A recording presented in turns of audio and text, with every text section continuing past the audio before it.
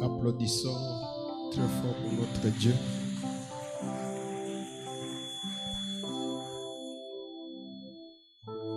Nous vous saluons ce matin dans le nom merveilleux de notre Seigneur Jésus-Christ.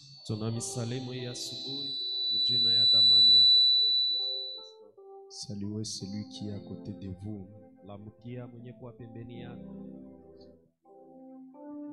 C'est un privilège qu'on se retrouve à son service. Nous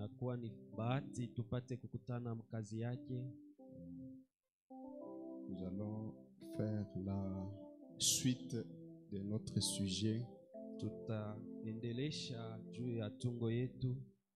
que nous avons commencé le mercredi passé.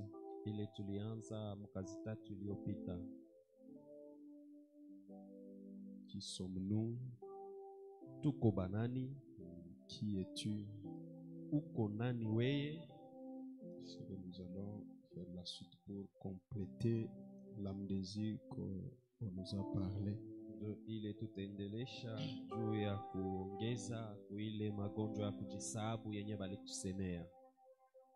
Le Branham dit nous allons à l'église pour nous améliorer.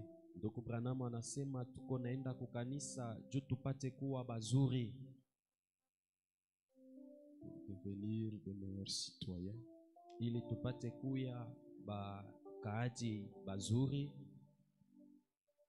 Des meilleurs chrétiens, des meilleurs voisins.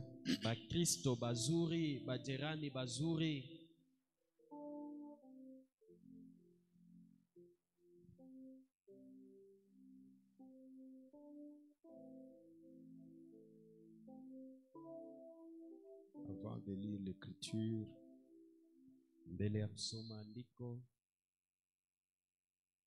on peut lire ceci dans Témoignage amer,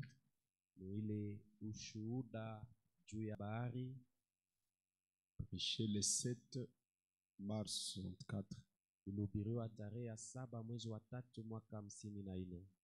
paragraphe 86. Souvenez-vous, on ne dorlote pas les chrétiens.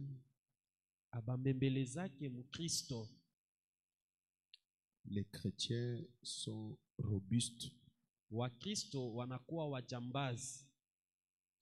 Ce sont des hommes et des femmes de Dieu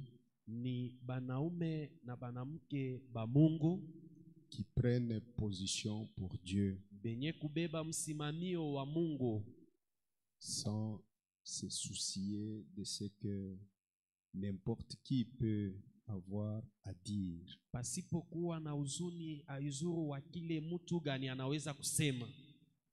Vous n'avez pas besoin de les supplier et de les persuader.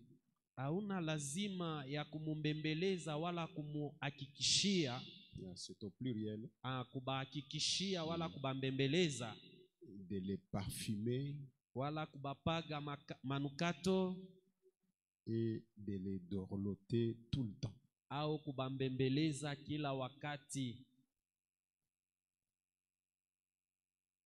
Ça, ce sont des plantes hybrides de serre chaude.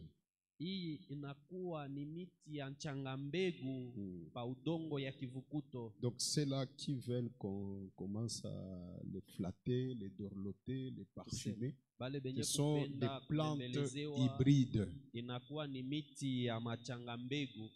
Ça ne vaut rien du tout. Et ne produiront jamais rien.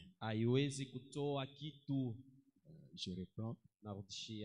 Souvenez-vous, on ne dorlote pas les chrétiens. Les chrétiens sont robustes. Ce sont des hommes et des femmes de Dieu qui prennent position pour Dieu sans se soucier de ce que n'importe qui peut avoir à dire. Pasipo kuangaikia kile mtu yeyote anaweza kusema. Vous n'avez pas besoin de les supplier. Hauna na lazima ya kuanza kubambembeleza bakristo. De les persuader. Kuanza kubahakikishia. De les parfumer. Kubapaga manukato. Et de les dorloter tout le temps. Na kubambembeleza kila wakati. Il a bien expliqué dans quelle est cette attraction sur la montagne. Anafasiria mzuri ndani ya mahubiri ni uvuto gani juu ya mlima. 25 juillet 65. Tarehe 25 mwezi wa 7 mwaka Paragraphe 167. Betu wake 167. C'était dans sa prière. Ilikuwa ni maombi yake. Maintenant, Dieu bien-aimé, hapa sasa Mungu mpendwa, nous ne sommes certainement pas une bande de chrétiens hybrides. Sisi hatuna kundi ya Wakristo wachanga mbegu. Nous ne devrions pas l'être. Na hatungekuwa vile. Nous ne sommes pas de ceux qui doivent être choyés. Choyés, cela veut dire dorlotés. Hatuna bale benye banaweza kumbembelezewa. Et traités comme des bébés. Na kuanza kututendea kama vile batoto bachanga. Tu n'as pas ce genre-là, Seigneur. Hauna wa ile aina ile Bwana. Tu as des croyants rudes. Uko na waaminifu wenye kukomala. La présence même de Dieu embrase le cœur de l'homme. Ata wepo wenyewe wa Mungu uko kabisa na wakisha moto mumoyo wa mtu. C'est comme Abraham, il croyait Dieu. Inakuwa kama vile Ibrahimu alikuwa na muamini Mungu. Tu t'es fait connaître à lui. Ulijijulisha kwake. Ensuite tu lui es apparu. Na kisha baadaye ulimuonekania. Donc je voulais un peu me concentrer sur quelque chose en deux volets. Nilipenda kabisa kuweka juu ya kitu kimoja kenye kuwa na ngambo mbili. Sur ce sujet. Juu ya hii tungo. Et son objectif. Na kifukuzio yake. C'est que nous devons payer les prix. Ni kusema tunapasha kulipa bei. Comme Samson. Kama vile Samsoni. Mourir avec les Philistins. Kufa pamoja na Wafilistino. Se repentir. Kutubu. Nettoyer nos vies. Kusafisha maisha yetu. Et l'autre volet, ça sera donc une obligation. C'est que nous devons retourner là où nous l'avons laissé. Na ile ngambo ingine iko kama shortisho ni kusema tunapasha kurudia pale penye tulimwachia Mungu. La vie sanctifiée ou la sanctification est exigée. Na maisha ya utakaso inashurtishwa kwetu sisi wote pour pouvoir voir Dieu. Kwa ajili ya sisi kumuona Mungu. Tenez-vous debout. Msimame bwima. Nous prenons 1 Pierre. Tunabeba Petro wa kwanza. Chapitre 2. Sura yake ya pili. Le verset 9 et 10. Mstari wa 9 na wa 10. Vous, au contraire, vous êtes une race élue. Mweye kwa kinyume mnakuwa kizazi kenye kuchaguliwa. Un sacerdoce royal. Kikosi kia ufalme. Une nation sainte. Taifa takatifu. Un peuple acquis. Watu ambaye kwao. Afin que vous annonciez les vertus de celui qui vous a appelé des ténèbres à son admirable lumière. Watu wenye kupatwa kwa ajili mpate kutangaza kugiza nuru ya damani. Vous qui autrefois n'étiez pas un peuple. Mweye benye mara iliyopita amkukuwe taifa. Et qui maintenant êtes le peuple de Dieu. Na mweye ambaye hapa sasa mnakuwa taifa ya Mungu. vous qui n'aviez pas obtenu miséricorde et qui maintenant avez obtenu miséricorde.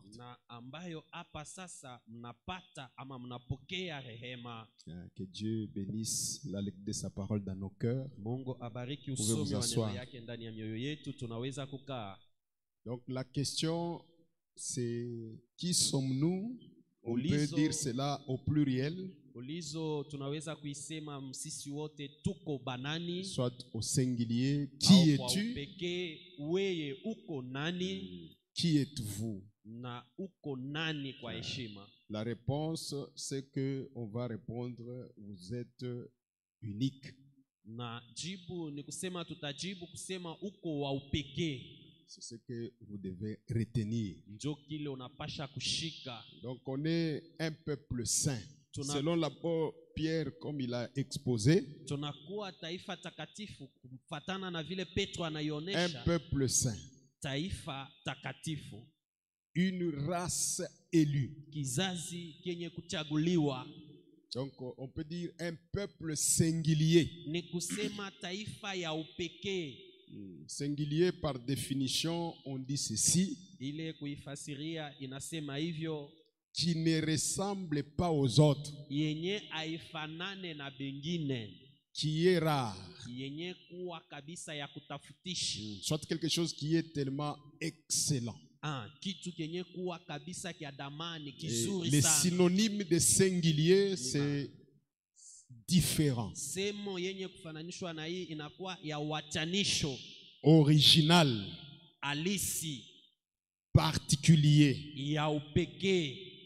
unique. C'est ce que j'ai donné comme réponse là. Qui sommes-nous?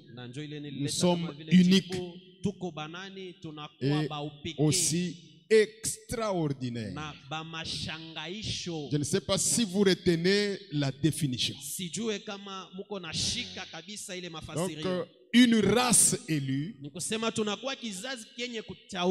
un peuple saint. Donc, un peuple singulier. Donc tu es un homme singulier. Tu es une femme singulière. Qui veut dire tu es unique.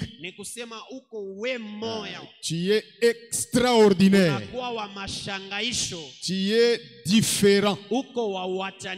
Donc tel que tu es, tu ne ressembles pas aux autres. Je crois que jusque-là c'est clair. Alors tu es un être à envier. Qui peut dire amen à cela? Donc tu es une espèce rare. Portant la sainteté de Dieu.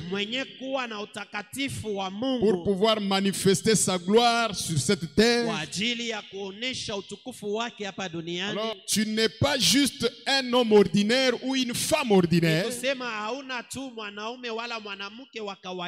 Jusque-là, quand nous voyons que nous sommes ordinaires comme les autres, c'est là où se trouve notre erreur. Et c'est là où beaucoup et plusieurs chrétiens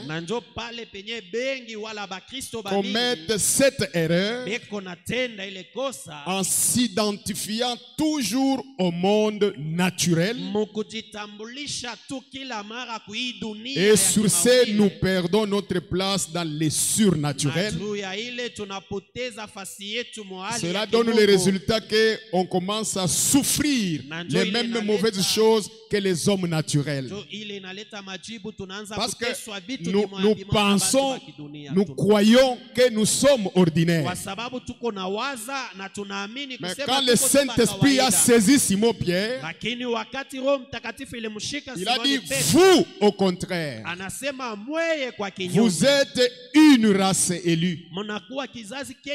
Plus loin, Jean le divin dans l'Apocalypse, il dit qu'il a fait de nous un royaume de sacrificateurs. Donc c'est une identité. C'est un nouveau statut. Alors, nous devons sortir de cette erreur basi tunapasha kutoka mwile de kosa penser que nous sommes ordinaires. ya kuwaza kusema tunakuwa tu batu ba kawaida. Donc c'est là où je me base Ndio pale na weka dans tout ce msingi que je ferai comme bruit autour de la parole. ile yote yenye nitasema kama vile makelele kando kando. Pourquoi nous sommes uniques, juu ya tunakuwa ba upekee, particuliers, tunakuwa kabisa wa malgré kipekee. que nous sommes dans le monde parmi un peuple ordinaire. Vile tuko mdunia katikati ya watu wa kawaida. Ésaïe 8:11 nous dit ceci. Isaya 8:11 inatuambia hivi. Ainsi m'a parlé l'Éternel. Hivi alinisemea wa milele. Quand sa main me saisit Wakati mkono wake ulinishika. et qu'il m'avertit de ne pas marcher dans la voie de ce peuple. Na aliniambia nisitembee munjia ya ile taifa. 12. 12. N'appelez pas conjuration tout ce que ce peuple appelle conjuration. Usiite vitu vya damani kile kyote kenye ile taifa iko naita vitu vya damani. Donc si les Congolais en général appellent qu'il y a une crise, toi tu ne dois pas dire qu'il y a une crise comme eux. Je ne sais pas si je me fais comprendre. N'appelez pas conjuration tout ce que ces peuples appellent conjuration. Oh, pour éclairer un peu, faciliter ça, c'est comme si nous ne dépendons pas du commun. Tu ne dépends pas du commun. Donc, dès que les Congolais ou les Lualabé crient, chantent une chanson, tu n'es pas dans l'obligation de chanter aussi comme eux. Si tu as compris, dis amen. N'appelez pas conjuration tout ce que ces peuples appellent conjuration. Ne craignez pas ce qu'ils craignent. Je ne sais pas si ça entre. Je ne lis pas mes pensées, je lis l'écriture. Il dit, n'appelez pas conjuration tout ce que ces peuples appellent conjuration. C'est comme si tout le monde voit de la même manière. Et on a cette habitude d'être traîné dans cela. Or, notre Dieu n'agit pas selon le temps et les circonstances du pays. Dieu est maître des circonstances et du temps. Qui peut dire amen à cela? Donc, nous n'avons pas une excuse, chers amis. Dieu savait qu'on vivra au Congo. Le Congo sera influencé par l'esprit qu'il est influencé. Mais lui nous a choisi comme son peuple, une race élue. D'ailleurs, quand Simon Pierre parlait, il dit que autrefois vous n'étiez pas un peuple. Je ne sais pas, que ça entre très bien. Autrefois vous n'étiez pas un peuple, mais maintenant vous êtes un peuple choisi. Est-ce que quelqu'un peut dire amen à cela? N'appelez pas conjuration tout ce que ce peuple appelle conjuration. Ne craignez pas ce qu'il craint. Et il chute, il dit, et ne soyez pas effrayés. Donc, tu es appelé à avoir un statut, donc de vie différent. Pourquoi? Dieu sait que la terre est tellement plongé dans les ténèbres. Dieu sait. Il le confirme dans Ésaïe 60. Que chacun de nous se réveille. Mon frère, réveille-toi. Ma soeur, réveille-toi. Ésaïe 60 te dit ceci. Lève-toi, sois éclairé.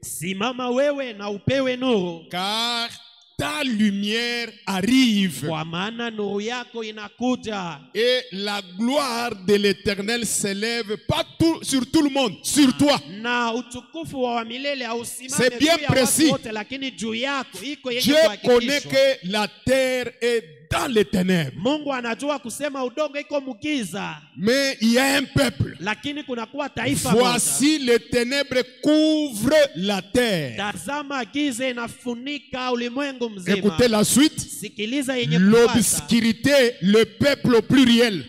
Giza inaita kutaifa. Mais sur toi l'Éternel s'élève. Lakini juu yako wa milele anamka. Sur toi sa gloire apparaît. Juu yako utukufu wake unaonekana. Si vous avez compris, dites Amen. Kama mnaielewa mseme amina. Des nations marchent à ta lumière. Mataifa wanatembea kwa nuru On yako. ne dépend pas du gouvernement congolais. Il y a une lumière à laquelle nous dépendons. Kunakuwa nuru yenye siye tuko nafatana nayo. Des nations marchent à ta lumière. Mataifa wanatembea kwa nuru yako. Et des rois à la clarté de tes rayons. Na wafalme kwa umeme wa ile Voilà pourquoi tu es censé comprendre. Ona kwa nini unapasha kuelewa. Tu es unique. Wewe uko wa upekee. Tu es singulier. Unakuwa kabisa wa kipekee. Quand on ne connaît pas sa valeur en Christ, wakati hautambue bei yako ndani ya Kristo, c'est dommage. Inakuwa ya ole. C'est dommage. Pourquoi? Parce que mon peuple périt Inakuwa ya ole par manque de connaissance. Kwa sababu taifa yangu inapotea kwa kukosa ufahamu. Une écriture, on peut le lire rapidement. Psalm 82. Écoutez la manière que la Bible nous dit. Psalm 82. Verset 5. Ils n'ont ni savoir ni intelligence. Hawana wala ujuzi wala elimu. Ils n'ont ni savoir ni intelligence. Hawana wala ujuzi wala elimu. Donc il y a des choses à notre portée, à notre intérêt, mais on ne maîtrise pas. Lakini atufikie kubijua. Il marche. Donc par manque de savoir et de l'intelligence, on marche dans les ténèbres. Kwa kukosa kujua na kufahamu tunatembea ndani ya giza. Donc on se retrouve que ce que les autres de ce monde ici subissent, nikusema tunajikuta bile benye bengine ba mwi dunia beko napata, nous subissons aussi ça. Na shie tunaanza kubipata paka vile. Alors je prends ces deux volets comme je vous ai dit là. Basi nabeba ile ngambo mbili vile nilivyo nimeonyesha. Premièrement, la vie sanctifiée nous est exigée. Kwa kia kwanza maisha ya utakaso inatushurtishwa. Pourquoi c'est exigé? Juu ya nini inatushurtishwa? Hébreux 12 verset 14 nous dit. Waebrania 12 mstari wa 14 inatuambia. Ouvrez vos Bibles. Mfungue mabiblia yenu. Nous lisons et nous avançons ensemble. Tuko nasoma na tunasoga mbele pamoja. Ouvrez vos Bibles. Mfungue mabiblia yenu. Moi, j'ai ma Bible. Mie niko na Biblia yangu. Dans mon bureau, il y a encore d'autres Bibles. Même si ça doit être même 2 ou 3. Ouvrez vos Bibles. Mfungue mabiblia yenu.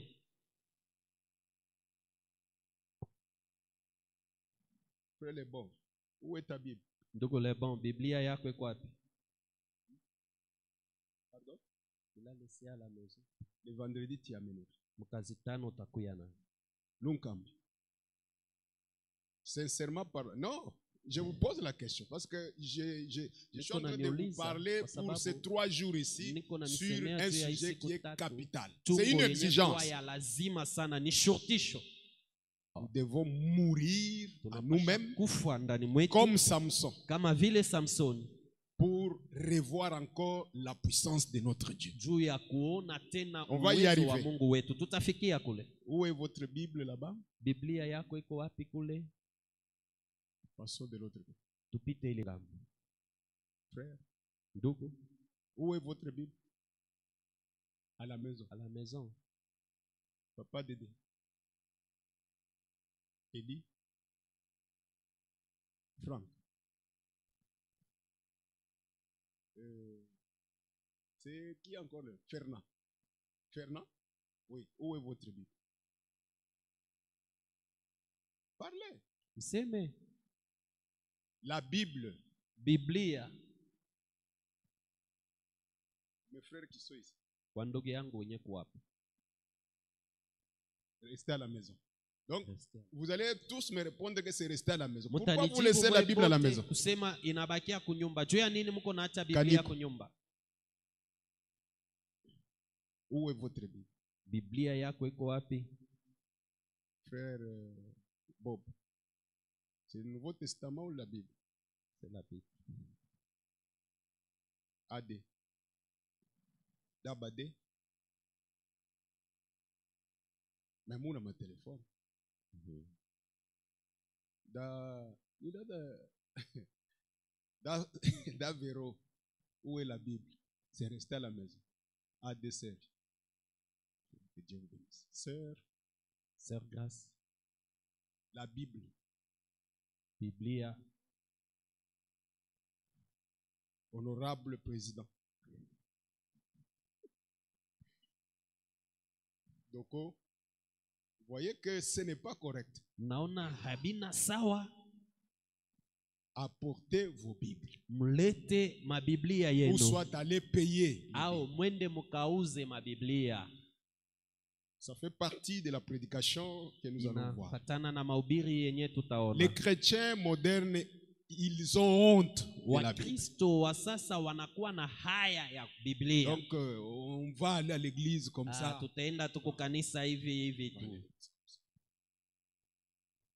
La Bible nous dit dans Hébreux 12, verset 14, recherchez la paix avec tous. Tafuteni salama na wote. Est-ce que quelqu'un peut dire amen à cela? Et il avance. Quand on cherche d'abord la paix, on doit chercher aussi la sanctification. C'est ce qui nous intéresse d'abord dans cette volée. Sans laquelle personne ne verra le Seigneur. Je crois que ça ne demande pas, oh non, c'est frère, expliquer. Non, non, c'est clair. C'est très clair. Voir le Seigneur dans notre vie, ou bien qu'il puisse se laisser voir, il exige qu'on se sanctifie. Pour aller sur la montagne, Dieu avait exigé ça. Sanctifie les peuples. Vous remarquerez toujours, chaque fois qu'il y a un problème, même Josué, pour aller traverser le Jourdain, il a sanctifié les peuples. À un certain moment, il a vu que non, les choses ont cloché.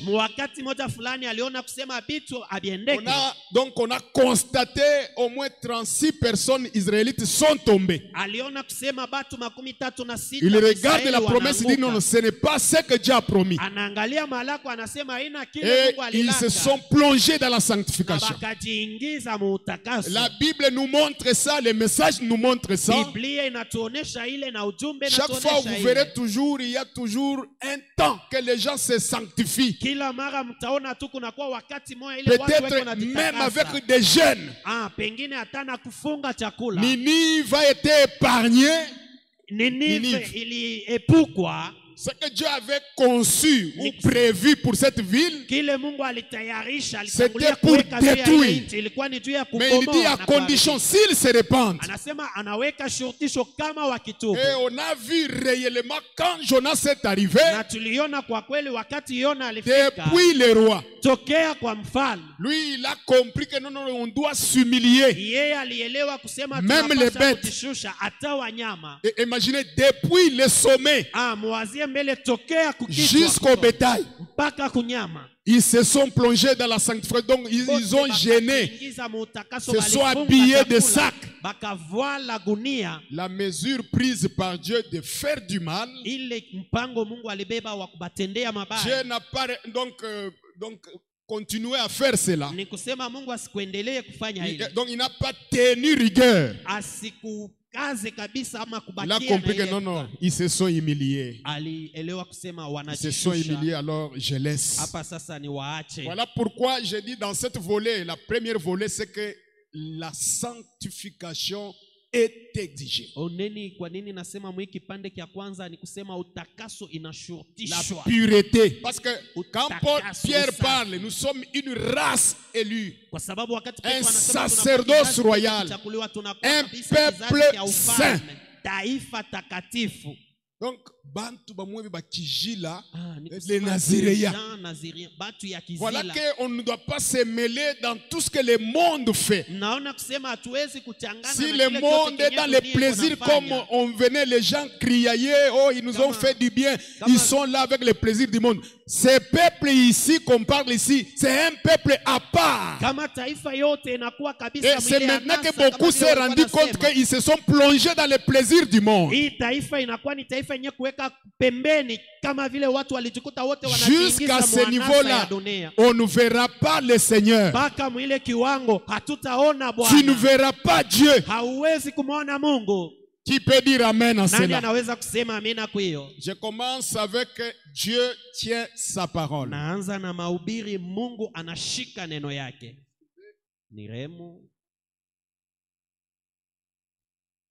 Dieu tient sa parole. Prêché le 7 avril 57. Notre sujet c'est qui sommes-nous? Nous sommes uniques. Paragraphe 37. On parle de John Wesley. John Wesley est venu, un des vaillants combattants du Moyen-Âge. Il s'est présenté là. Il a défié l'église anglicane. Il a défié l'église catholique. Il a défié le monde. En disant, il dit que Dieu, le Dieu saint, dit que les gens doivent mener une vie sanctifiée. Il a dit, le Dieu saint dit que les gens doivent mener une vie sanctifiée.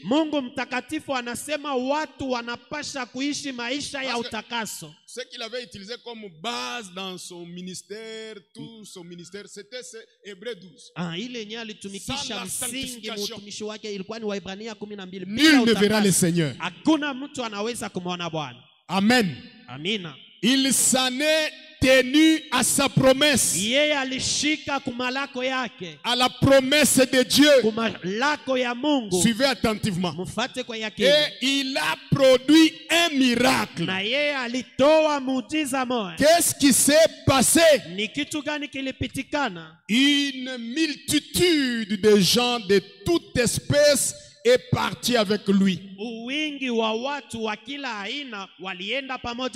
quand Wesley s'en est allé, alors une multitude de gens de toute espèce s'est introduite. Qu'ont-ils fait?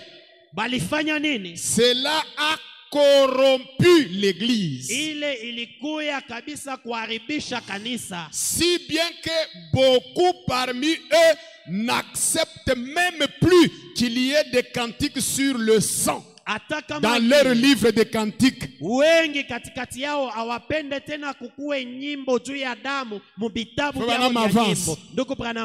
Mais après, les pentecôtistes sont arrivés. Et les pentecôtistes se sont mis à découvrir les dons. Dès qu'ils ont eu accès aux dons,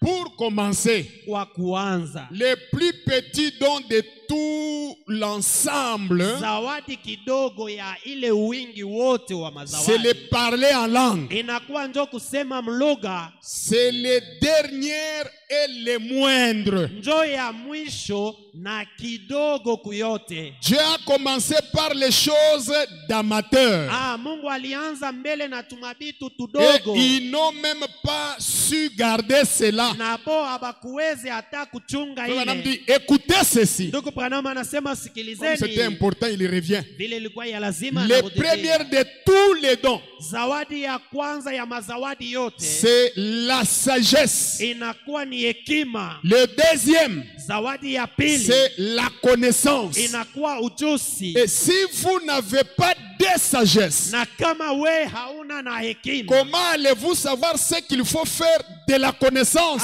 gisi gani unaweza kufikia kufahamu kile kenye unapasha kufanya na ujuzi? Recherchez d'abord les choses le meilleur. Mutafute mbele kitu Il kile répond kizuri la sana. sagesse. Anasema hekima. Et si vous n'avez pas la sagesse, Na kama we hauna na que hekima, pouvez-vous faire de la connaissance ou du parler à langue ni kitu gani unaweza ou kufanya de na ces ujuzi? autres choses? Au kusema mlugha au bile bitu Il vingine faut vyote. la sagesse. Inakubidi Il hekima. répète, il faut Anarudia. la sagesse de Dieu. Inabidi hekima ya Mungu. Salomon a dit, appelez-la votre mère. Muite pale mama yako, uite Appelez-la uite hekima kuwa kama votre vile mère. mama yako. C'est vrai. Ni kweli. Qu'est-ce qu'ils ont fait les pentecôtistes? Ni kitu gani wa Les Pentecotistes walifanya? pentecôtistes ont reçu le parler à Wa langue Pentecotistes walipokea et ils kusema en ont mulugha, fait une dénomination. na banajifanyisha pale matengenezo. Ils se sont mis à dire, Balianza kusema c'est ça la chose. zo yenyewe kitu hii. C'est certainement ce qu'ils ont fait. Ndio kweli kabisa Et kile une balifanya. multitude de gens de toute espèce les ont suivis. Na uwingi moja ya watu wa kila aina Et waliwafata. chaque fois quand Dieu était dans un mouvement, Na kila mara kama mtu yuko on ndani ya voyait la mkusanyiko main moja de Dieu, fulani, on voyait le surnaturel. walikuwa naona mkono wa Mungu, Et mkuona quand vitu vya les kimungu. multitudes entrent, Na wakati uwingi wa watu ce que nous pouvons unaingia, appeler entre parenthèses les ramassis, ile tunaweza kuita katikati ya wazo qui suit le surnaturel, yenye kufuata vitu vya kimungu, ça refroidit. inaleta ubaridi. Est-ce que vous dites Amen? Eti mnasema amina. Je suis en train de souligner la Niko sanctification. kabisa na kaza juu ya utakaso. Prenons Apocalypse chapitre 4, la brochure. Tubebe Ufunuo sura ya 4. Prêchez le 8 janvier 61. Ilihubiriwa tarehe 8. C'est beaucoup mieux que vous projetez que l'Assemblée lise Ni aussi. vizuri zaidi mtupe kubao ili kusanyiko na ipate Apocalypse kusoma. chapitre 4, Ufunuo sura yake ya troisième 4, partie, kipande cha 3, 8 janvier tarehe 61. 8 mwezi wa kwanza On mwaka demande aux 2006 prédicateurs de pouvoir vivre les sermons. naomba bahubiri bapate kuishi Vous mahubiri êtes yao. censés vivre vos sermons. Napasha kuishi mahubiri yenu. Je prends le paragraphe 110. Nabeba ubetu wake 110. Suivez attentivement, chers amis. Mufate kwa yakini wa rafiki wapendwa. Très bien. Vizuri kabisa. Il y avait des voix. Kulikuwa pale manjia, Masauti. masauti. Oh, combien nous avons besoin à Kolwezi, ici c'est à Jeffersonville, Ewe, à Kolwezi, mara ngapi tunakuwa na lazima hapa Kukolwezi des milliers de voix ya kuwa na masauti ya mingi. vécues. Mkato. Mkato. Non, non, les voix vécues. Okay, masauti ya mingi yenye neshaishiwa. Les messages vécus. Maujumbe yenye kuishi. Vous dites Amen? Mnasema amina. Les tonnerres de Dieu tonnant dans la douceur. Mingurumo ya Mungu yenye kunguruma katika utulivu. La sainteté, la pureté. Utakaso. La sainteté, la pureté. Utakaso. Utakatifu na C'est deux mots utakaso. différents. Ni masemo mbili ya Oui. fuatana. La sainteté, la pureté. Utakatifu na utakaso. Vous dites Amen, Église. Unasema amina kanisa. C'est un tonnerre qui tonne dans la Nakuwa douceur. ni mungurumo yenye kunguruma ndani ya Pas de utulivu. bruit. Hakuna makelele.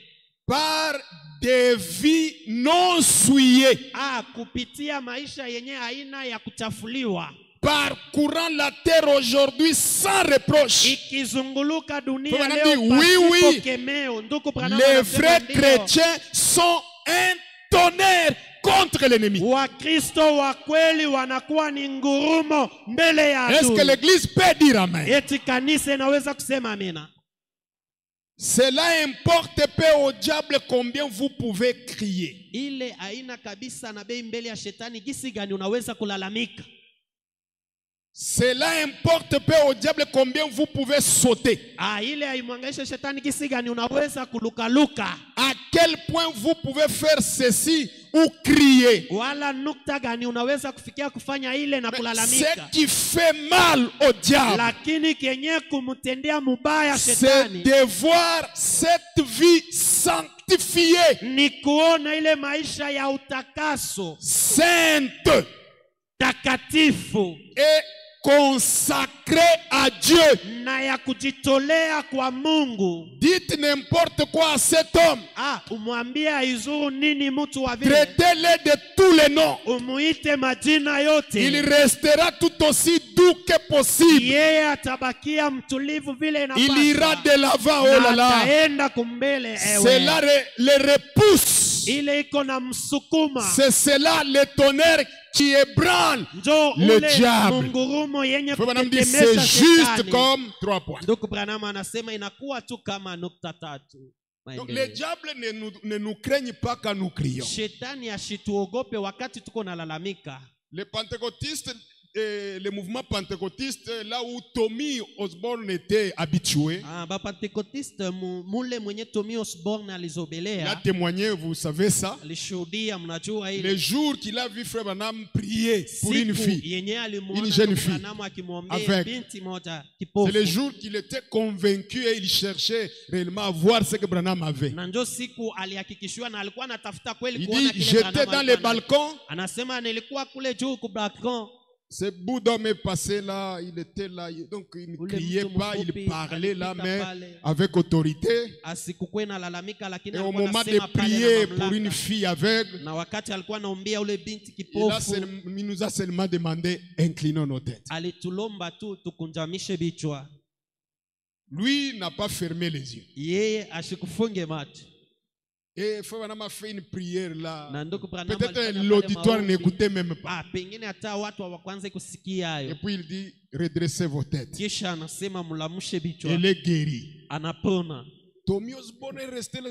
Quoi? On n'est pas habitué à ça. Nous, c'est taper les pieds. Démon sort. Démon sort. Ce n'est pas ça qui fait fuir les diables. Chers amis, suivez-moi très bien. Le diable est dérangé par une vie sanctifiée. Que quelqu'un dise amen. Amen. Ce n'est pas crier. Ce n'est pas sauter. Amen. Et c'est exigé, comme je l'ai dit, la vie sanctifiée est exigée.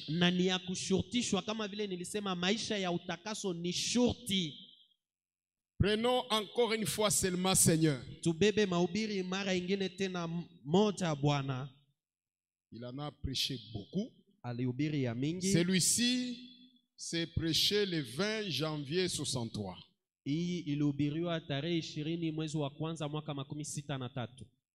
Paragraphe 139. Chers amis, soyez attentifs.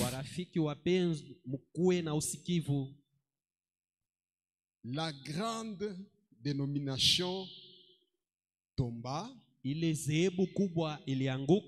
Ça a toujours été ainsi quand Dieu entre en action. Les autres choses tombent.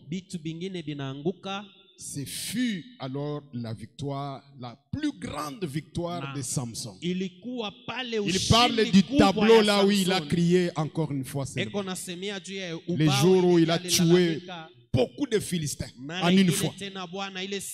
Plus que tout ce qu'il avait tué pendant qu'il avait les 2 yeux. Oh, je souhaiterais.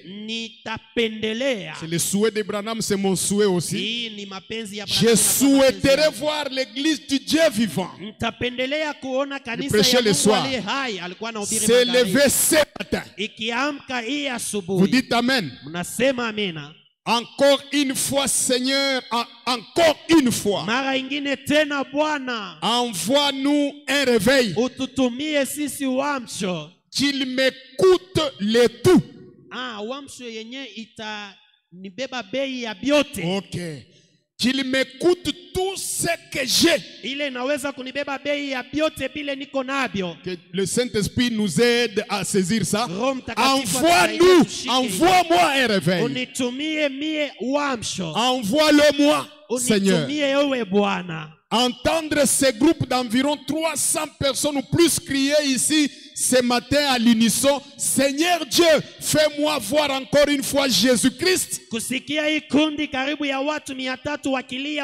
Le même hier, aujourd'hui et éternellement.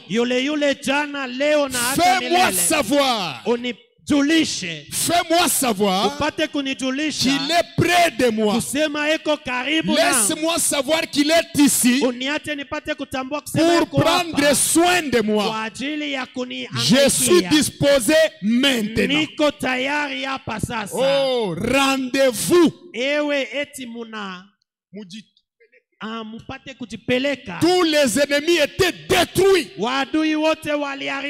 pentecôtistes se tiennent à ce poteau-là ce matin. Écoutez Sharon Rose. Vous êtes nés pour détruire ces choses. Il y a des choses qui ont séduit Samson. La mondanité a séduit l'église.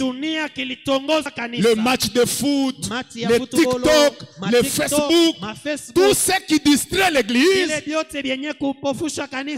Aidez-moi à mourir une fois. Que je meure une fois avec tout cela.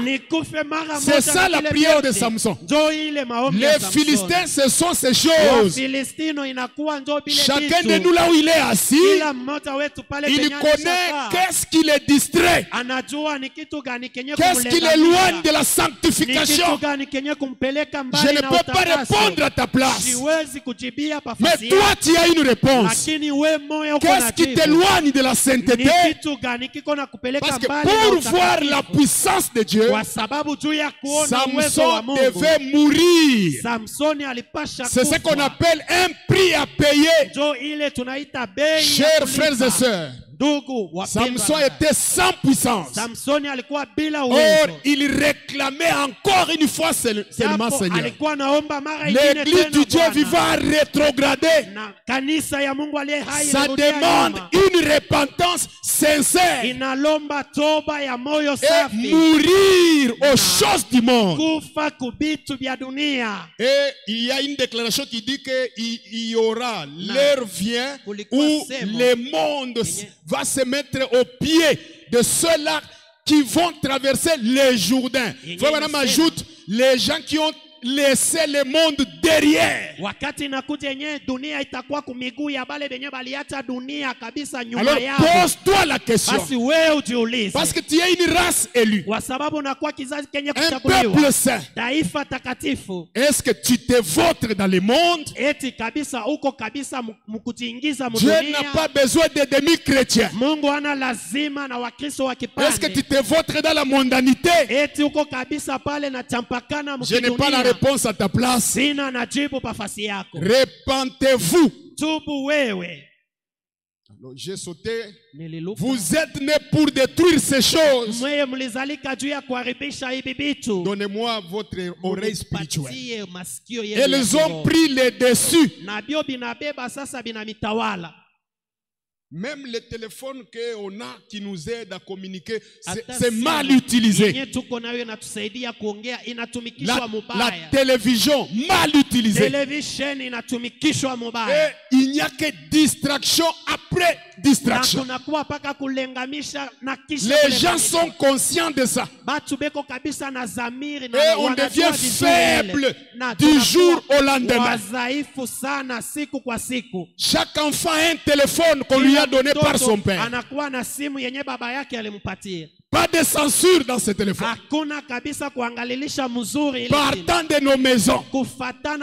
Et nous amenons cette atmosphère ici.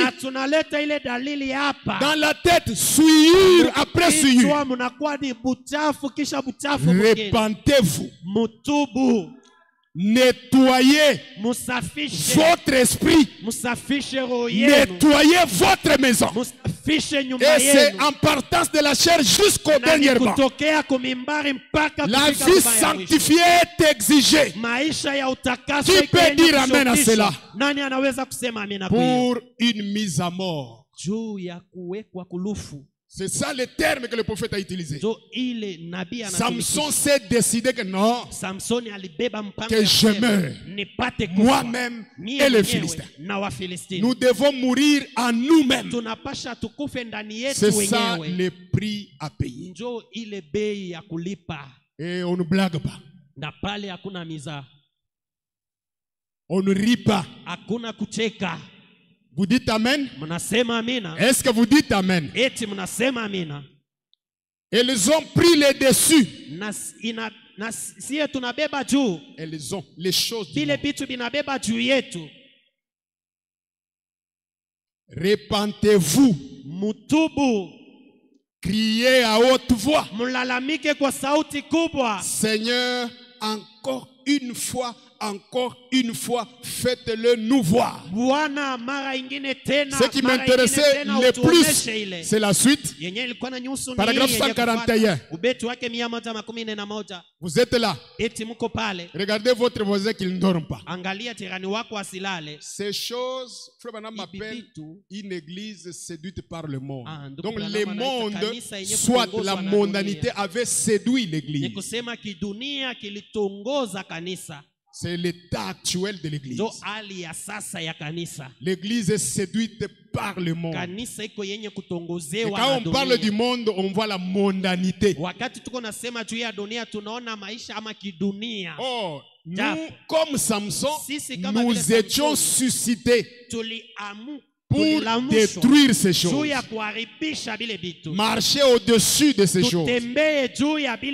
Maintenant, écoutez cette partie. Permettez-moi de dire ceci, mon ami.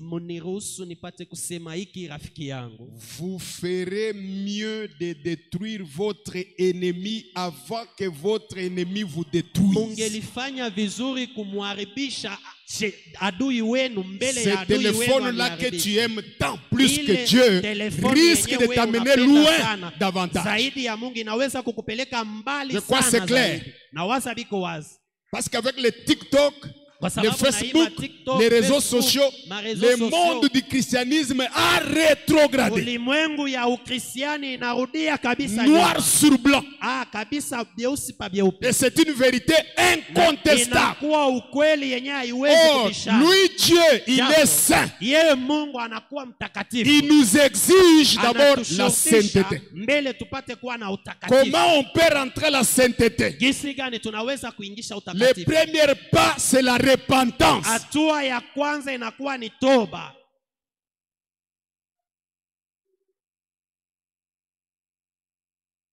Ne prenez pas ça au bout du doigt. Écoutez la manière que le prophète explique. Ramenez les réunions de prière à l'ancienne mode.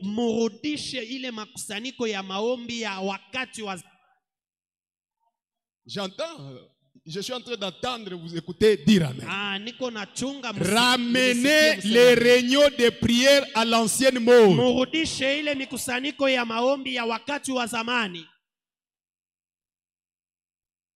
La repentance à l'ancienne mode. Suivez.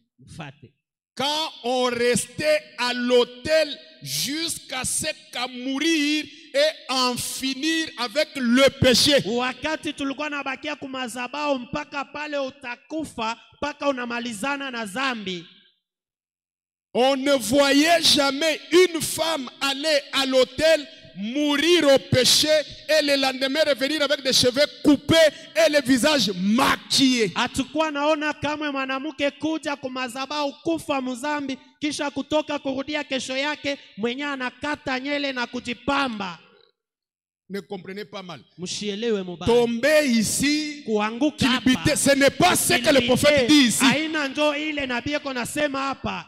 Parce que vous vous trompez. Oh, il est tombé, il a reçu le Saint-Esprit. Quel Saint-Esprit? On ne voyait jamais une femme aller à l'autel, mourir au péché. Anakufa kuzambi. Et le lendemain, revenir avec des cheveux coupés et le visage maquillé. En d'autres termes, tu étais commère. On a prêché, tu es tombé ici. Le lendemain, tu rentres commère et tu déclares que j'ai le Saint-Esprit. Donc tomber, ce n'est pas égal à recevoir le Saint-Esprit. Même des sorciers tombent. Soit ce sont des sorciers qui tombaient ici.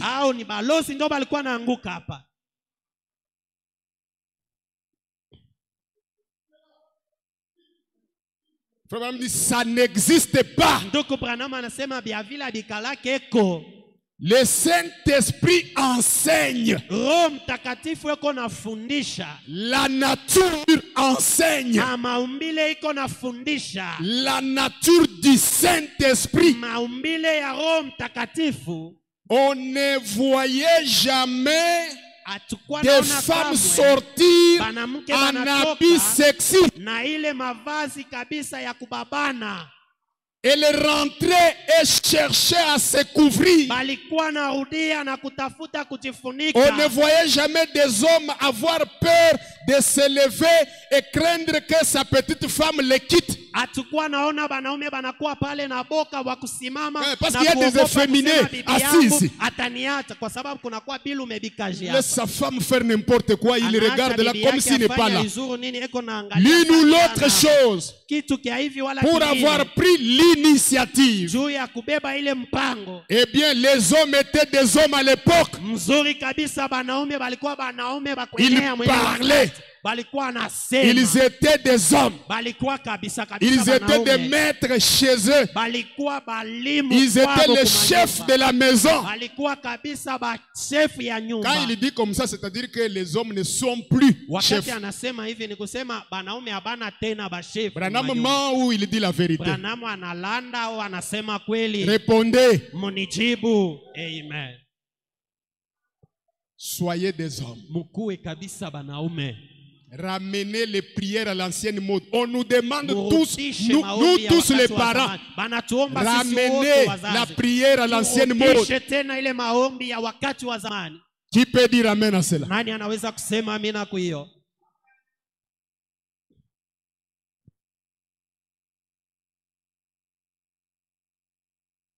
Encore une fois seulement, Seigneur. 1er décembre 63. Paragraphe 77. Nous voyons que Samson avait prié.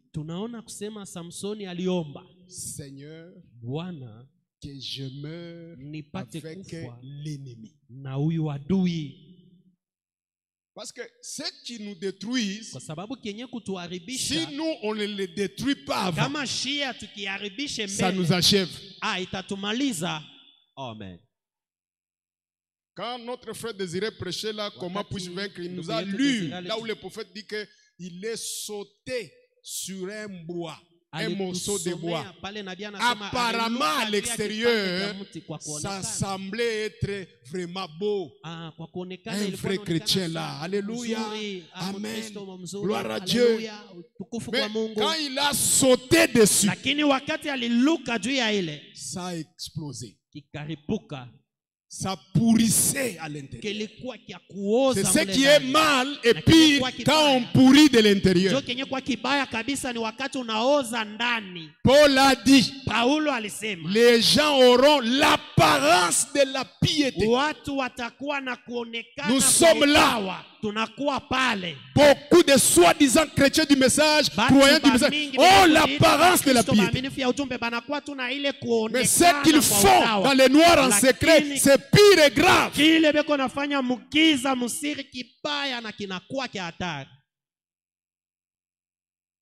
C'est là où on a envoyé dans les groupes là, j'ai aimé beaucoup ça. Qui pouvait s'imaginer que les débuts du message, 50 ans après, il y aura tout ce que nous voyons comme artificiel, surtout dans les têtes de nos sœurs. Qui pouvait imaginer? Un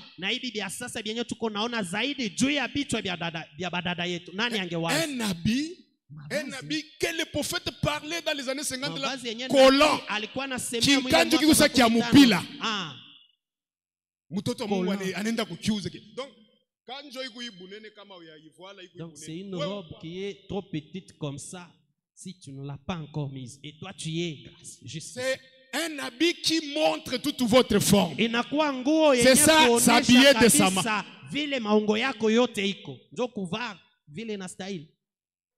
Est-ce que le Saint-Esprit était là et il est parti ou tu n'en avais pas tout ce temps? Parce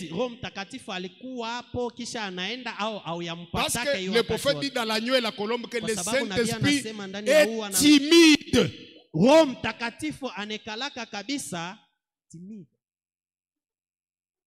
Il est timide.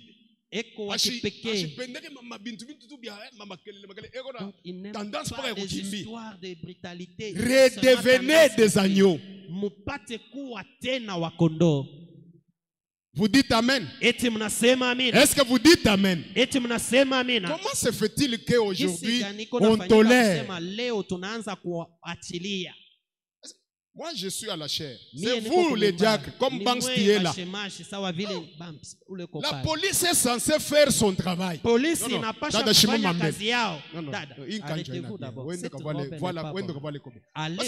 peux me perdre ici, je ne vois rien. Sinon, je commencerai à prêcher avec retard si je dois me mettre là-bas pour contrôler toutes ces choses.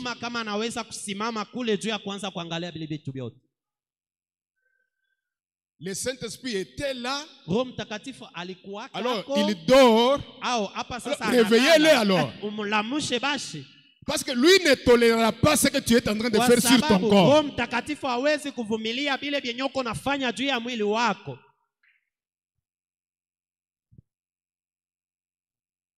Que Dieu m'aide parce que leur fil.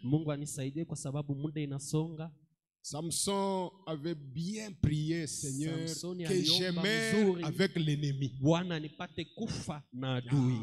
Donc, à la place de l'ennemi, il met même le TikTok, c'est ton ennemi. Même le Facebook, c'est ton ennemi. Mais tout ce que tu aimes là, la politique, tout ça, toute la journée.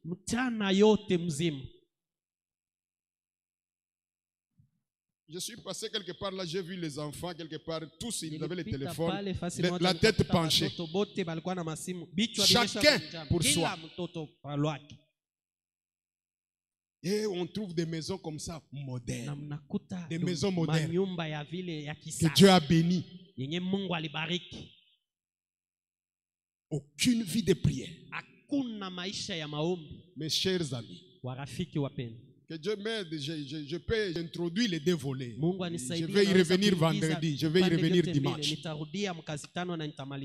ne vois pas pourquoi je dois être pressé. Seigneur, que je meure avec l'ennemi. Parce que le téléphone est devenu un piège. Dieu ne viendra pas le faire à notre place. C'est nous-mêmes qui devons prendre une résolution là-dessus. D'après Juge, Dieu a laissé beaucoup des histoires dans les terres là où il devait occuper. Là, il dit que combattez, combattez. Je ne viendrai pas les enlever. Bien que je vous ai dit que ça vous appartient. Combattez. Église du Dieu vivant, combattez. C'est un combat. Ne pensez pas que vous serez vainqueur comme ça. Ne pensez pas, ne vous y trompez pas. Mourir à l'ennemi qui l'avait ainsi lié. Et chacun là où il est assis, il sait quel ennemi l'a lié.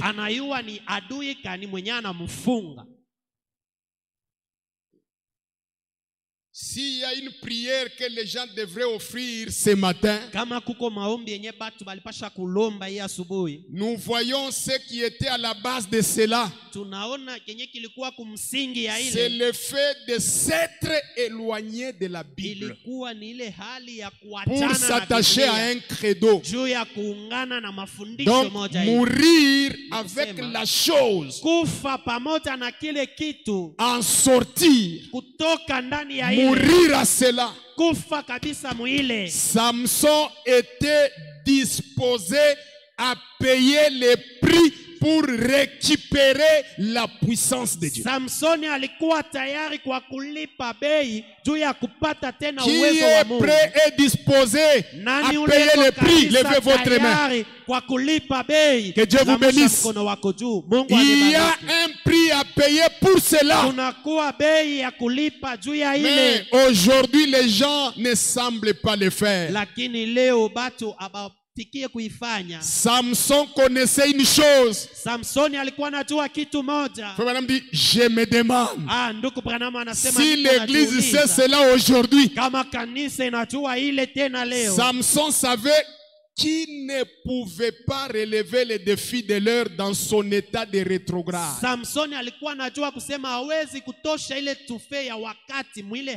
Je sais aujourd'hui que l'église ne peut pas relever les défis de cette ère dans son état rétrograde.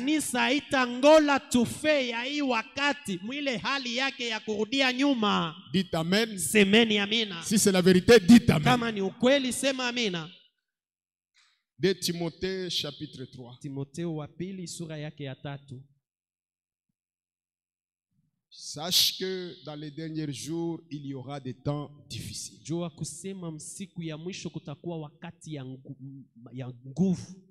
Sommes au temps de la fin. Car les hommes seront égoïstes. C'est une caractéristique. Amis de l'argent. Une autre caractéristique. Fanfarons. Hautain. Blasphémateurs. Rebelles à leurs parents. Ingrats. Irréligieux. Insensibles. Ce que nous sommes en train de voir dans les informations, déloyaux, calomniateurs, intempérants, cruels, ennemis des gens de bien, traîtres, emportés, enflés d'orgueil, aimant les plaisirs plus que Dieu.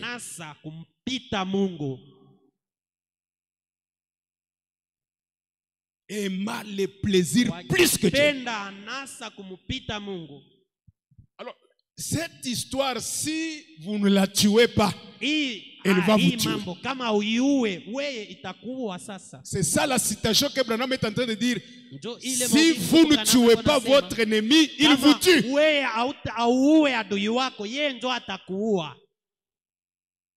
Donc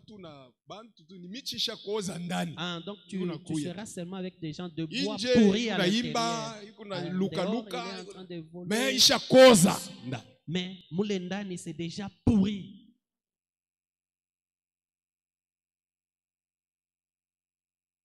Qui accepte de payer le prix? Nani anaitika kulipa bei? Je laisse un peu ça. Naacha mbele ile. Je prends ce qu'il a prêché le 20 janvier. Je vais y revenir vendredi. Na beba ile nyane 20 janvier 63, encore une fois seulement, Seigneur. Ile alihubiri mara ingine tena moja tu Bwana. Paragraphe 99. Betu wake 99.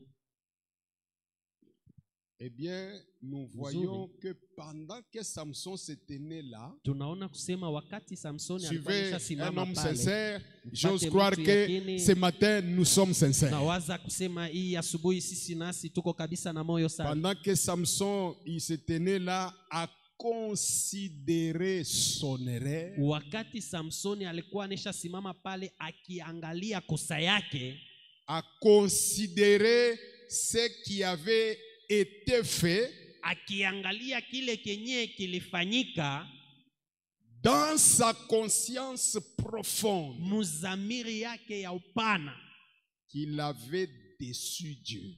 Alimkosea Mungu.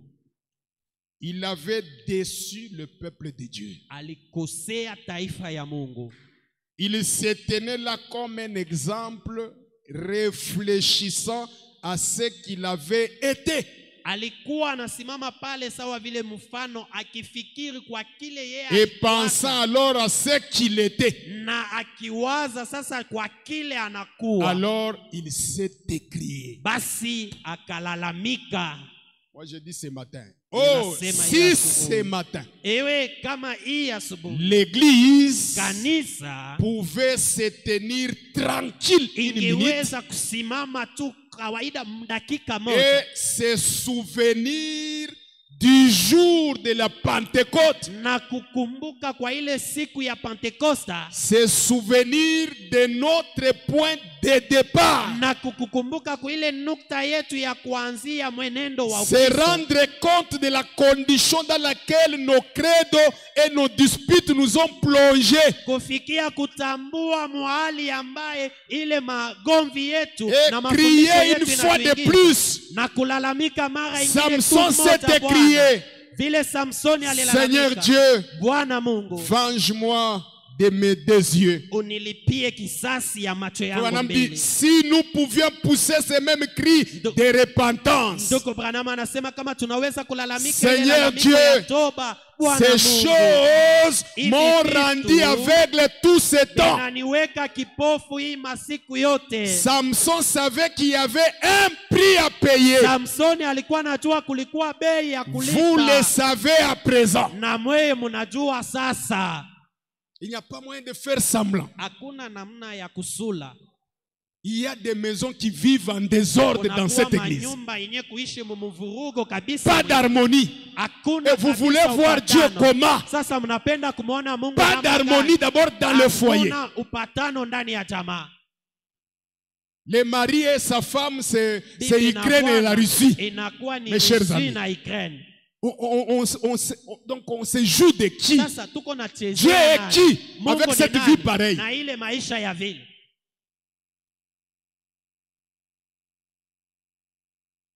Un désordre total dans la maison.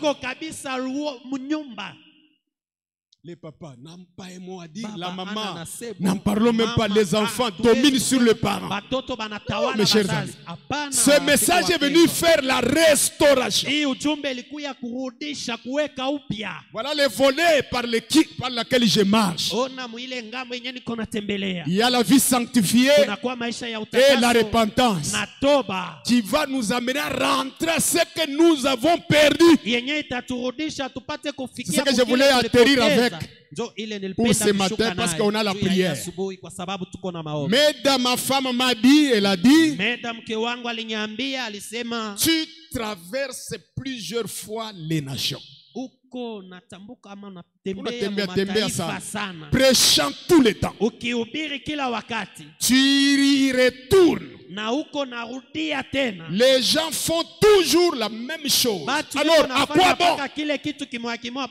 bitasaidia kunini uanze J'ai kuhubiri? dit, Nilisema au jour du jugement, siku ya hukumu il y aura une bande dans les grands enregistreurs de Dieu. kutakuwa band mwile enregistreur kubwa ya Vous Mungu. n'ignorez pas ces choses. Mwe ya msahabu hivi vitu. Dieu fera retentir cela dans les cieux. Mungu ataweka ile mbinguni. Il doit y avoir une voix là pour condamner le monde. Kunapasha kukuwe pale sauti ya Et kuhukumu cette dunia. voix, c'est l'évangile. Na ile sauti ni injili.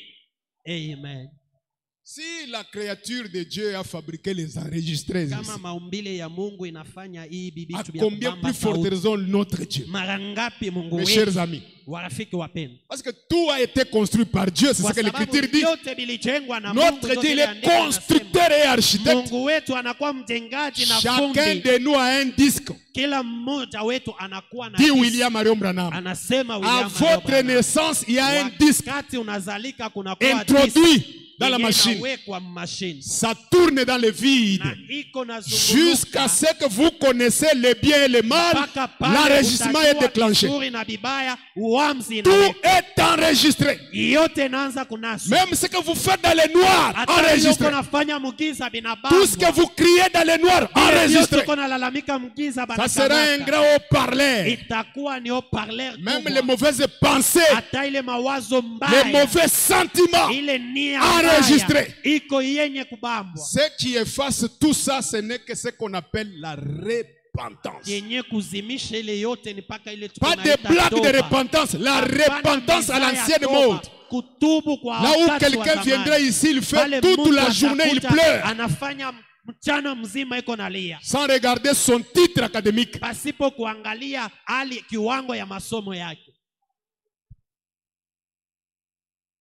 Pour terminer pour ce matin, prenez encore une fois vos Bibles. Luc chapitre 2. C'est la deuxième volée là. On va entrer plus en détail les vendredis. Nous sommes là pour la prière. Luc chapitre 2. C'est l'histoire de Jésus à 12 ans. Jésus a 12 ans. Des années avant même qu'il aille au Jourdain. Écoutez ce garçon, je l'aime beaucoup ce petit phénomène. 12 ans. Madame dit la parole corrige chaque fois l'erreur. Donc à 12 ans il était déjà la parole. Les parents de Jésus allaient chaque année à Jérusalem. Je suis en train de chuter. Suivez à la fête de Pâques. Lorsqu'il fut âgé de 12 ans,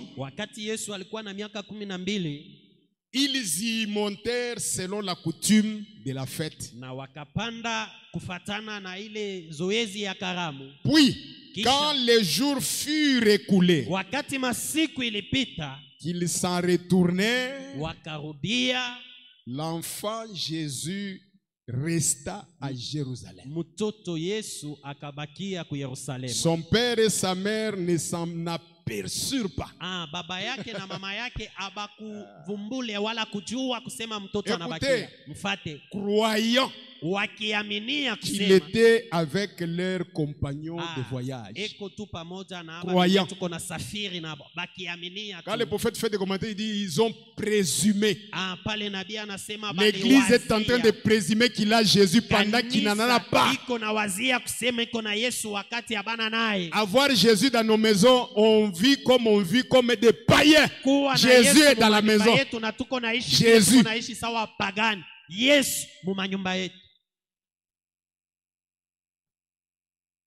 Croyant qu'il était... Donc, on n'arrive pas à saisir. Je ne sais pas, j'ai parlé à qui. Frère Branham, permettez, je vais terminer. Frère Branham, il voulait entrer dans une maison. Il a appelé comme les Occidentaux, les autres pays là. Vous ne faites pas vous-même les choses. Il y a une agence pour mettre la peinture. Il y a eu quelques garçons là, les garçons comme vous les voyez aujourd'hui, des pantalons qui descendent, des képis retournés. C'est eux qui devaient peindre la maison. Il arrive comme ça, il trouve une musique là de rock and roll à haute voix.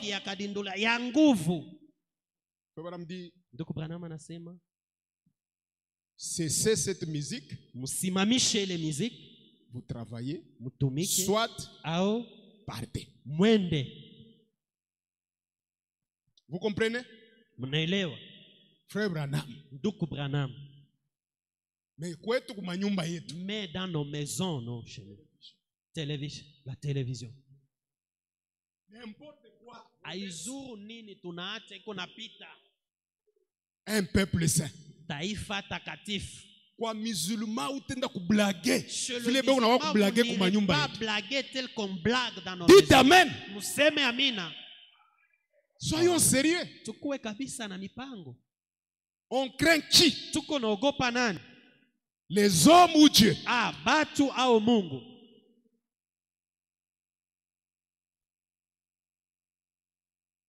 Donc nous n'avons pas la capacité là. Ni kusema hatuna kabisa na ile uwezo.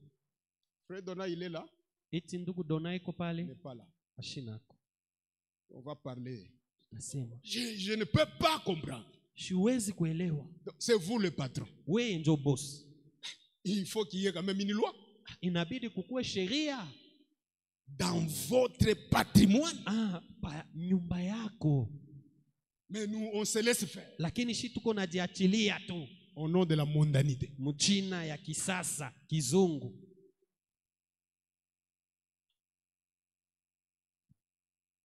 Et ça c'est un état de rétrogradation. Donc on a rétrogradé. Ya kurudia nyuma ni kusema. Et les gens trouvent ça normal. Na batu banakuta banaona ile iko tu sawa.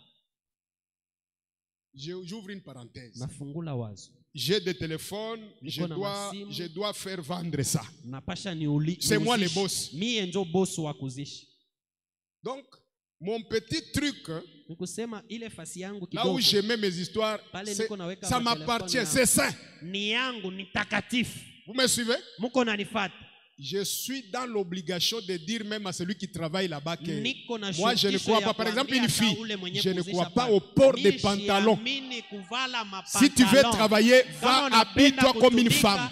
Est-ce qu'on a cette audace de le dire? Au nom des dollars. Où on se laisse faire ni muntu wangu akaji kaja eko libre na religion yake. Elle est libre de sa religion. Lui me fait entrer de l'argent. Bideko na toucher shini bintu yako. Est-ce que ce n'est pas sacré? Ils n'ont ni savoir ni connaissance.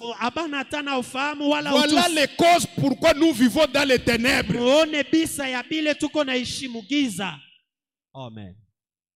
Amen. Lui il nous dit que la terre est couverte de ténèbres. L'obscurité le peuple. Sur toi il y a une lumière.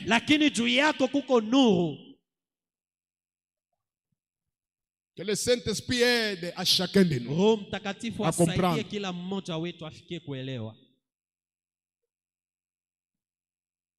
On dit, ce sont des petites choses. Je ne bois pas. Mais je mets un petit kiosque de whisky. Il y a une concordance. Et on achète beaucoup. J'ai un témoignage. Dieu m'a béni. Whisky.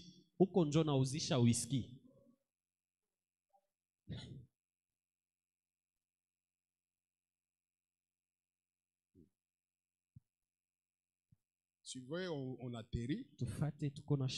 Quand les jours furent écoulés et qu'ils s'en retournèrent, l'enfant Jésus resta à Jérusalem. Son père et sa mère ne s'en aperçurent pas. Mtoto Yesu alibaki Yerusalemu na wazazi wake hawakuvumbula. C'est comme si vous allez au meeting, et vous commencez à rentrer, il n'y a pas de taxi.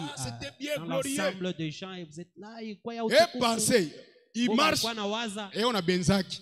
Il est avec ses amis. Il regarde. Et on a benzaki. C'est comme s'il est avec ses amis. Jésus n'a même pas bougé, il est resté. Yesu asikutikisika, alibakia kule. Croyant qu'il était avec leurs compagnons de voyage. Aminia kusema iko kabisa na wenzao wa safari. Unaweza kuwazia sema unatembea na Yesu ile saa kubakia. Amen. Amen. Ne présumez pas. Ushiwazie. Chers amis, ce sont des présumés. Tuache kuwazia. Le christianisme c'est une vie. Ukristiani ni maisha.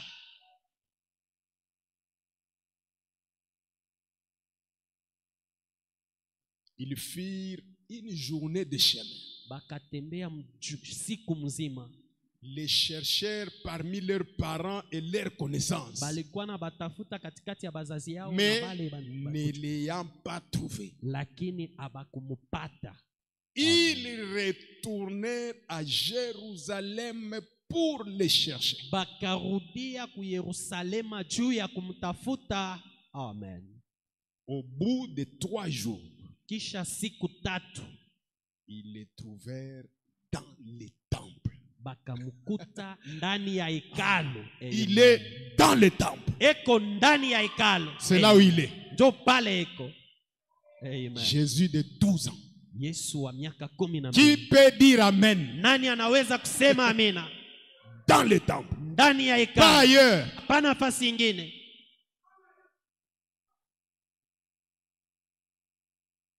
Assis au milieu des docteurs, akika katikati ya walimu, les écoutants et les interrogeants. Akiwasikia na akiwauliza. Tous ceux qui l'entendaient étaient frappés de son intelligence et de ses réponses. Bote benye balikuwa namsikia balikuwa nashangaishwa na majibu yake na akili yake. Quand ses parents le virent, wakati bazazi yake balimuona, ils furent saisis d'étonnement. Bakashanga. Sa mère lui dit, mama yake akamwambia, mon enfant, mtoto yangu, pourquoi tu agis de la sorte avec nous? Juu ya nini unatenda hivi juu yetu? Voici ton père et moi. Tazama baba yako na mie. Nous te cherchons avec angoisse. Tunakutafuta kabisa na huzuni.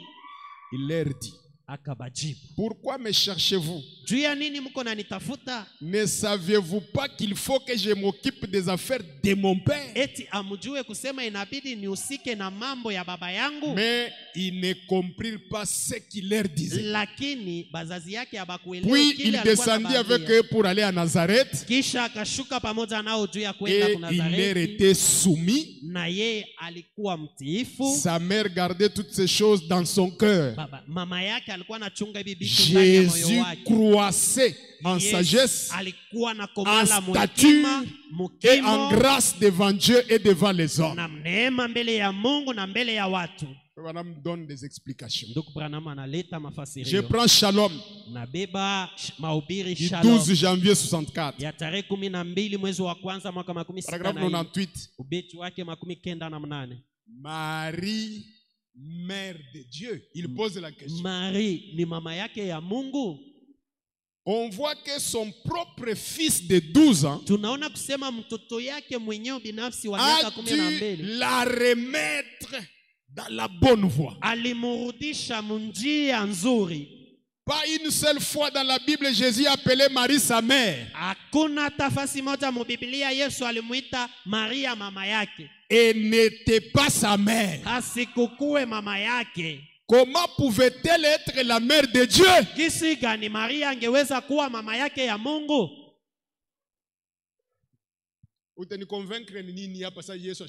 Comment allez-vous me convaincre que Jésus n'était pas Dieu? Pas 12 ans d'abord. Lorsqu'il avait 12 ans d'abord.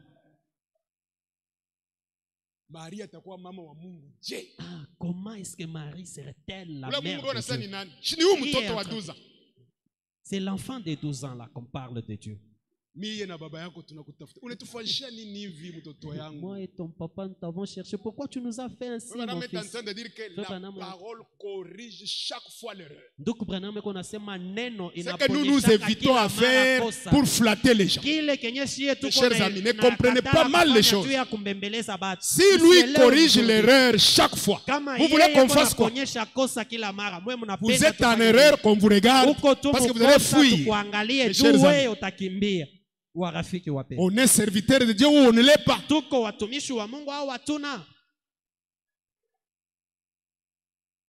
Et quand on doit corriger l'erreur, on doit le corriger. C'est comme si on est en train de dorloter quelqu'un. Samson, seulement, cessez de faire cela.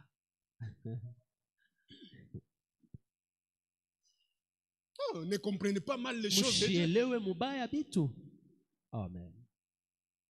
Comme on a fait ça au Foké, il faut me foquer na Boulembei.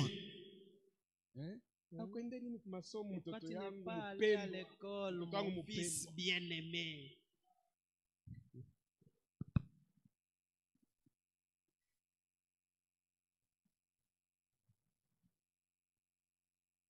Il dit, comment pouvait-elle être la mère de Dieu? Elle n'était qu'un saint. Tu l'utilisas pour venir sur la terre et être manifesté sur la terre au travers de ces saints. Il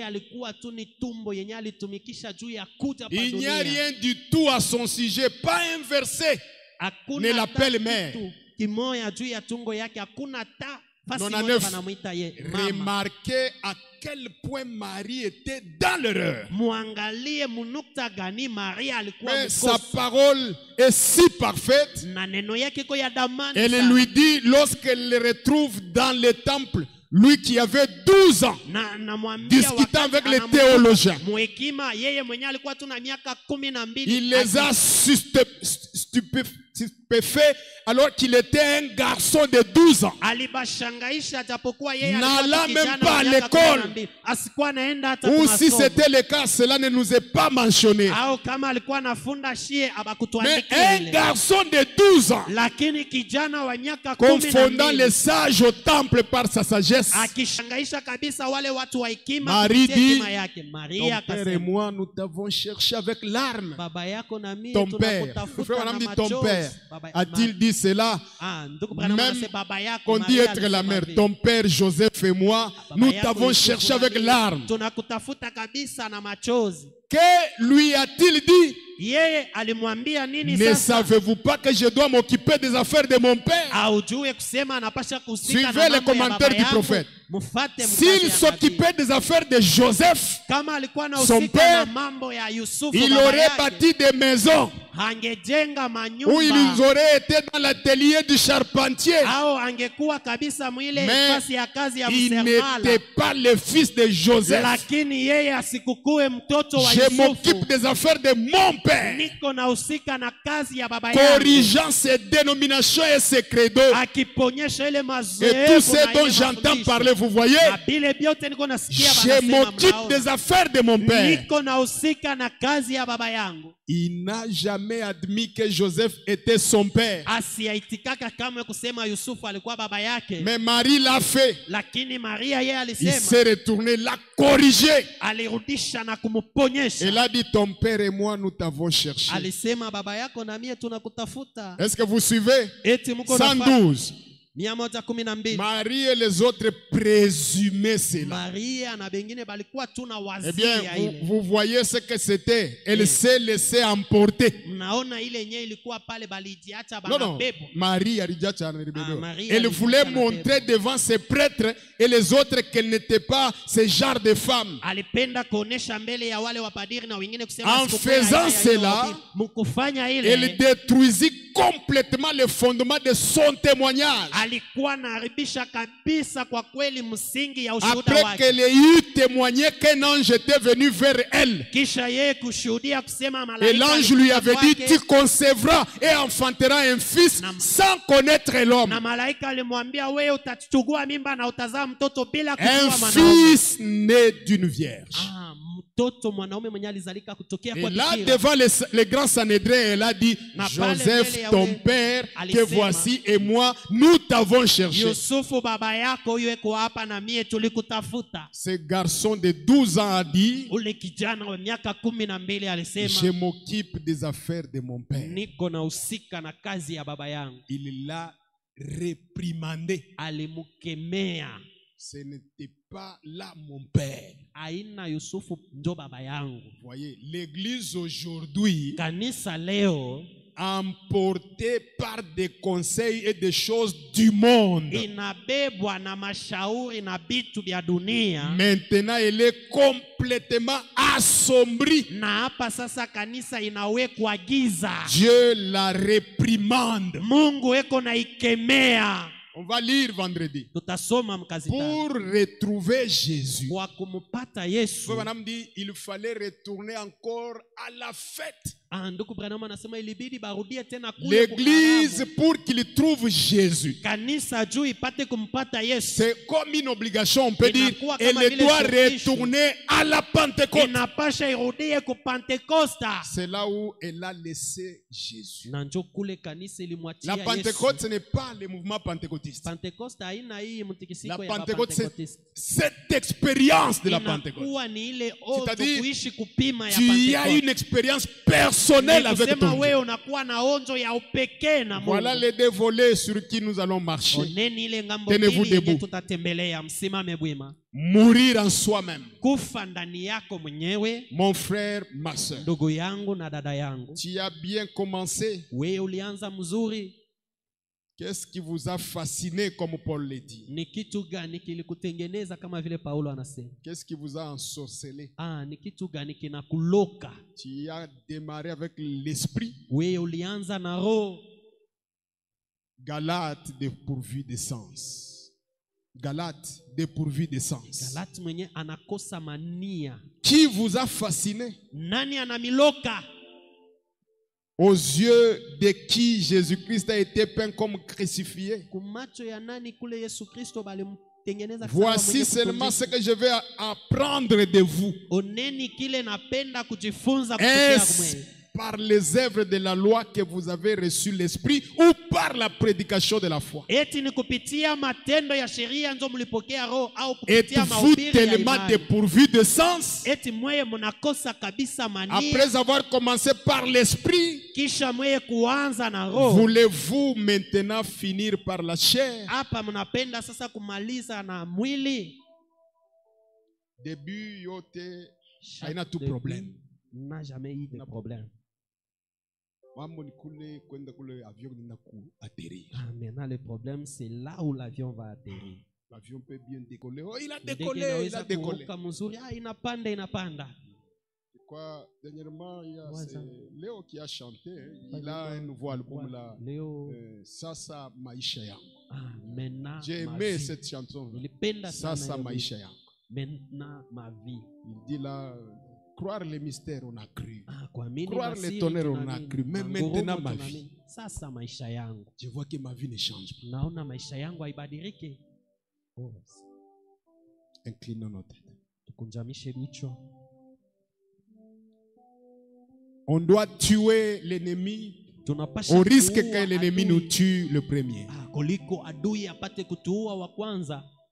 Réfléchissez une minute comme Samson. Et chacun entre dans sa profondeur.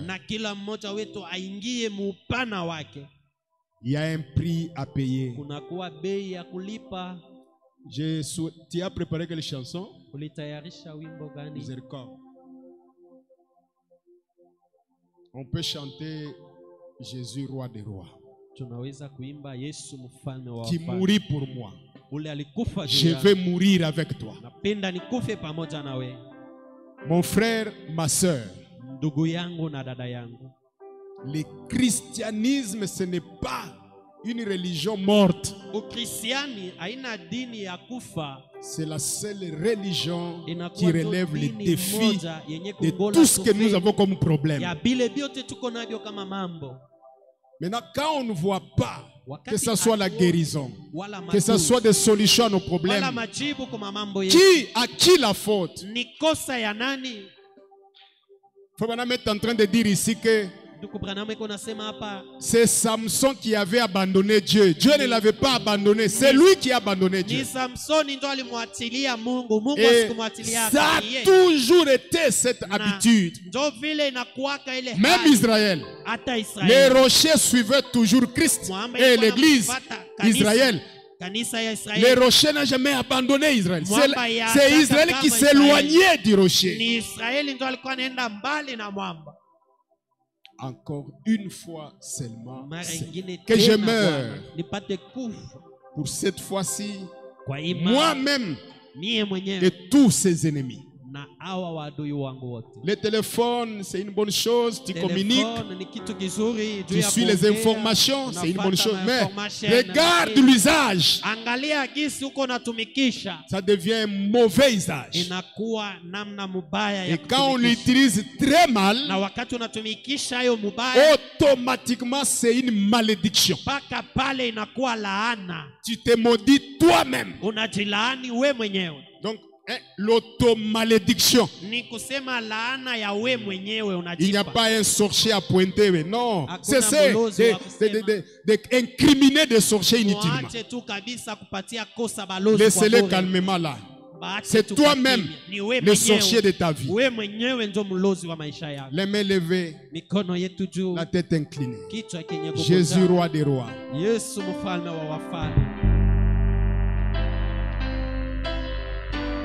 424 Hosanna. Je entends ta douce voix. Jésus, je viens à toi. Je viens, ô Sauveur, lavez-moi.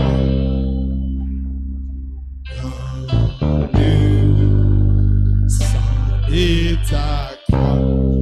Oui, oh Jésus, Jésus,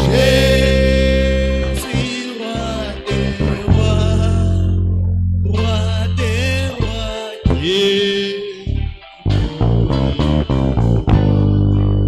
qui mourit pour moi. Je vais mourir avec toi.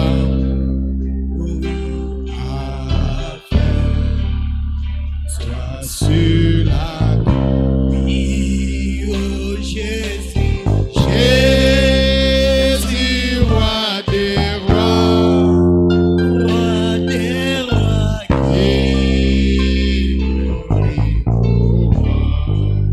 qui mourit pour moi. Je vais mourir avec toi.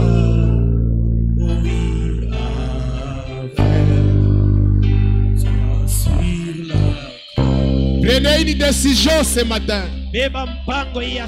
Entends ta douce voix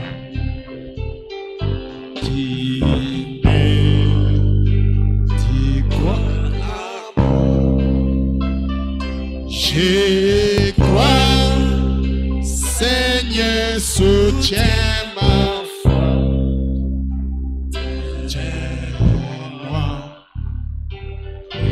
de ta croix. Prions le Seigneur.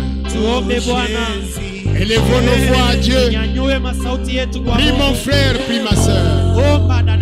Il y a un prix à payer. Mourir avec le Philistin. La mondanité. Ce qui a séduit Samson. La mondanité. Le plaisir du monde. Nous vivons ces temps-là. Les gens aiment le plaisir plus que Dieu.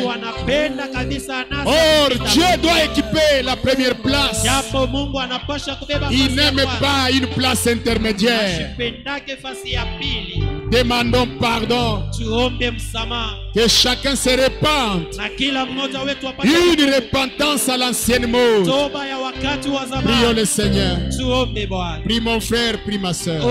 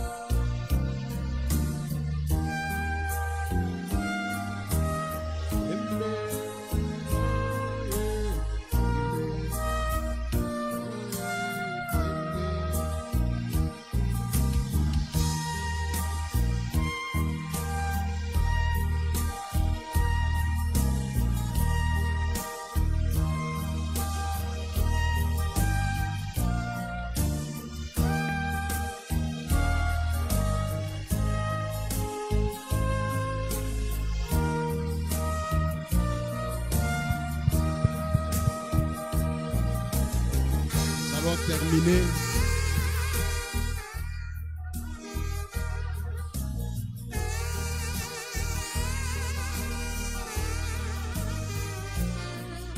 Avec nos têtes inclinées, si vous voulez qu'on se souvienne de vous dans la prière, levez votre main. Kama unapenda kumbuke mu maombi, nyangula mkono wako.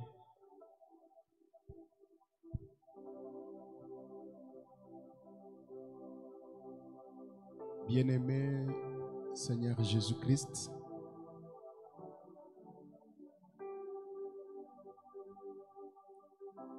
ta parole dit, je leur ai envoyé ma parole et ma parole les a guéris. De la même manière que nous constatons lorsque la pluie tombe, il y a toujours les effets de la pluie. Et ta parole aussi n'est pas envoyée en vain. Quand elle sort, elle doit atteindre l'objectif pour lequel tu l'as envoyée. Tu ne descends pas sur le matériel mécanique, tu descends sur les hommes.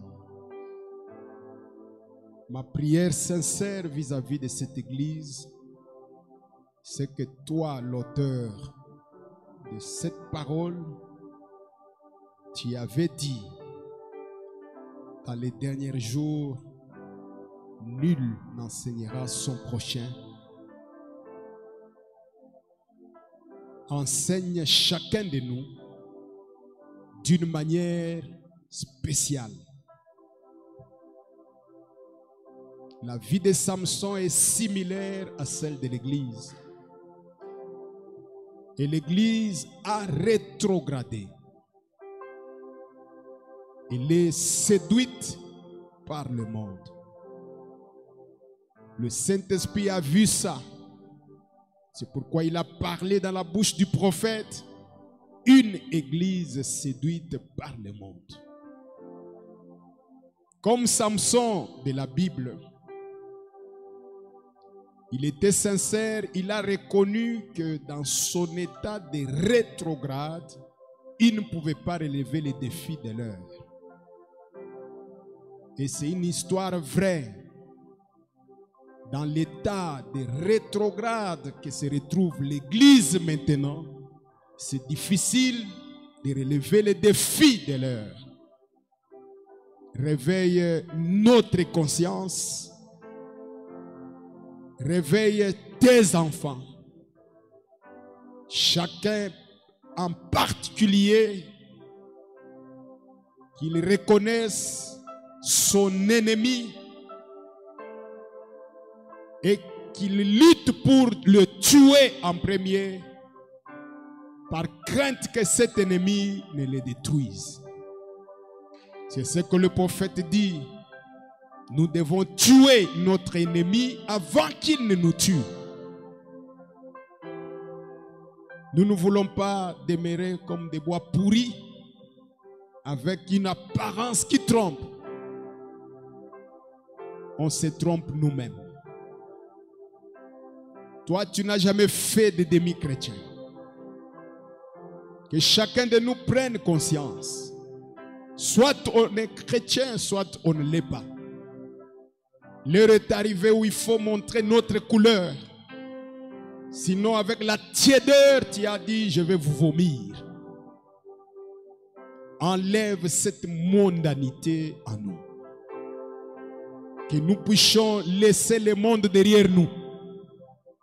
Et que notre vie soit au-dessus de toutes les choses du monde.